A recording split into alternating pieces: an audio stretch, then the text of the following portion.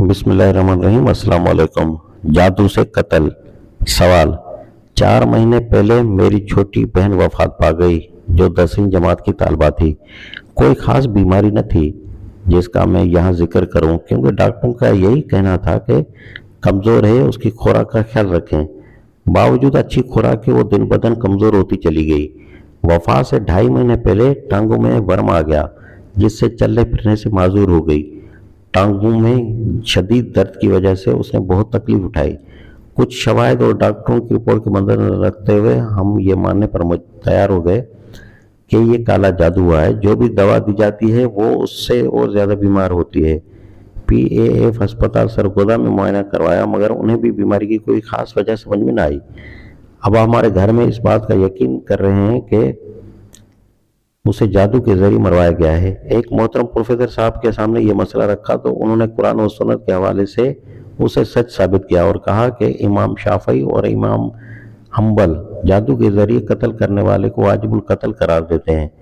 इस सिलसिले में बताइए कि इस चीज़ पर यकीन होना चाहिए या नहीं। क्या जादू से इंसान मर सकता है? जो जादू करे या करवाए उसके साथ क्या मामला होना चाहिए? हम कैसे पहचान करें कि जादू का अमल हुआ है? ऐसे मामलात की शरई और कानूनी हैसियत क्या है? क्या कानून ऐसे मामले की गिरफ्त करता है?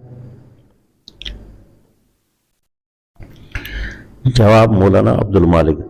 आपकी छोटी बहन की बीमारी और वफात का सुनकर सदमा हुआ। अल्लाह ताला उसकी मग़फ़िरत फरमाए और पसमंदगान को सब्र जमील और अजर अजीम से नवाजे और उसको जन्नत में दाखिल करे, आमीन।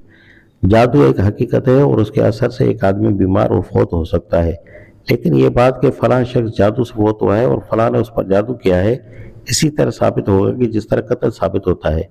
यानी 2 आदिल गवाह गवाही देंगे कि इस आदमी को हमने फलां आदमी पर जादू करते हुए देखा है, या जादूगर इकरार करे कि मैंने जादू किया और उससे ये शख्स कत्ल हुआ है। नंबर 1, ऐसे शख्स पर अदालत में दावा किया जाता है और अदालत में मज़कूरा तरीके से साबित किया जाता है। जब अदालत मुतमईन हो जाए कि जादूगर ने जादू के जरिए कत्ल किया है तो उसे कत्ल किया जाएगा। नंबर 2, इमाम अबू हनीफा के नज़दीक अगर जादूगर पकड़ा जाए और वो एतराफ़ करे कि वो जादूगर है तो उसे अदालत में इकरार करने या गवाहों से जादूगर साबित करने की सूरत में कत्ल करने की सज़ा दी जाएगी, क्योंकि जादूगर ऐसे शिरकिया आमाल करते हैं जो उसे मुर्तद बना देते हैं अगरचे उसने जादू के ज़रिए किसी को कत्ल न किया हो। हदीस में आया है जादूगर की हद यह है कि उसे तलवार से कत्ल कर दिया जाए। नंबर 3, आप अपनी बहन के बारे में बिला वजह किसी वहम में मुब्तला न हो, सब्र से काम लें।